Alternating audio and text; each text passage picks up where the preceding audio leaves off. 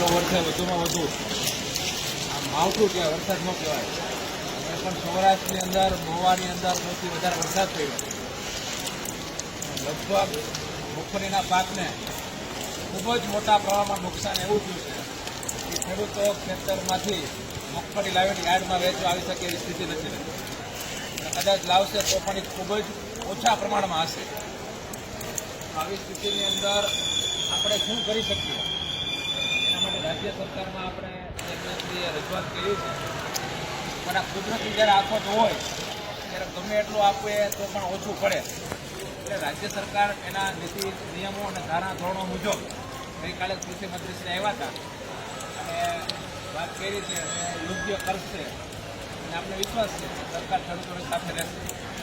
પણ આપણી કંઈક ને કંઈક ફરજ એવી આવી છે કે આવડું મોટું મગફળીનું ઉત્પાદન આવવાનું છે એમાં ઘણું બધું ઘટીને આવશે. ખેડૂતોને તો હજારોથી લઈને લાખો રૂપિયા નુકસાન થયું છે, પણ આપણા વેપારની અંદર આપણે ક્યાંક ને ક્યાંક નફો થતો હોય છે, ક્યારેક નુકસાન પણ થતી હોય છે. પણ ખેડૂત જેટલી નુકસાન તો આ વખતે આપણે નહીં થાય. તો આપણે કંઈક એવો સંકલ્પ લઈએ બધા વેપારી વચ્ચે કે નહીં નફો કે નહીં નુકસાન. આ વર્ષ 1-2 મહિના જ્યારે આપણે સિઝન હોય તો એ રીતે વેપાર કરીએ અને વધારેમાં વધારે ભાવ મળે એવા પ્રયત્ન આપણે બધાએ સાથે મળીને કરવાના.